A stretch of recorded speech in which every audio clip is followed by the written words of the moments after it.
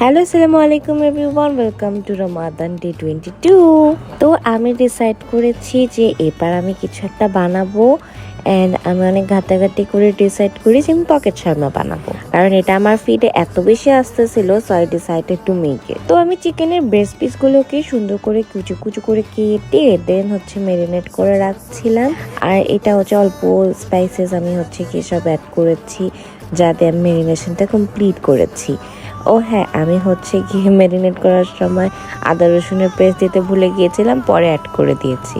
পরে আবার আমি একটু ধনিয়া পাতা তারপর কাঁচামরিচ অ্যাড করেছিলাম। এরপরে আমি ফিলিং রেডি করছিলাম। এদিকে একটু কর্নফ্লাওয়ার দিয়েছি। আর দেখে লুনাকে ও আমার সাথে রান্না করছে। তারপরে এই তো আমার রান্না অলমোস্ট শেষ। এরপরে গিয়ে আমি একটু গাজর রেখেছিলাম, গাজরগুলো দিয়ে দিলাম। সো ফাইনালি আমার ফিলিং রেডি। এটা আমি আগের দিন করেছি, কারণ সকালে ঘুম থেকে লেট করে উঠিয়ে তারপর আমার বাচ্চাগুলোকে খাওয়াইতে হয়, এগুলোর জন্য একটু লেট হয়ে যাবে দেখে।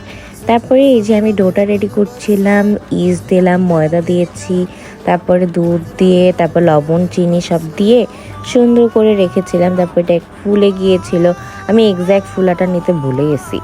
যাই হোক, এরপর এটাকে হালকা করে একটু মোটা করে বেলে রুটির মতো শেভ করে নিয়ে এটাকে বানায় নিচ্ছিলাম।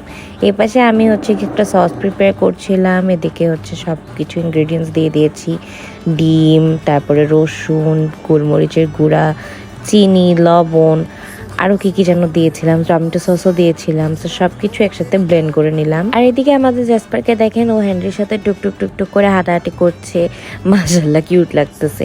তো আমার সসটা রেডি হয়ে গিয়েছে। সসটা এখন আমি ফিলিংটার সাথে, যেটা রাতে রান্না করেছিলাম, মিক্সি করব। আর এটা গিয়ে আমি পকেট শর্মার মাঝে দিয়ে দিব। তো এই তো আমার পকেট শর্মা ডান। এত মজা হয়েছিল যে সব একসাথেই শেষ হয়ে গিয়েছিল। তো এই তো আলহামদুলিল্লাহ খুবই মজা করে সেদিনকার ইফতারটা কমপ্লিট করেছিলাম। আর এই যে এটা আমার পকেট শর্মা, এত মজা হয়েছিল, আমার এখন আবার খেতে ইচ্ছে করছে। তারপরে আবার সেমাইও খেয়েছিলাম।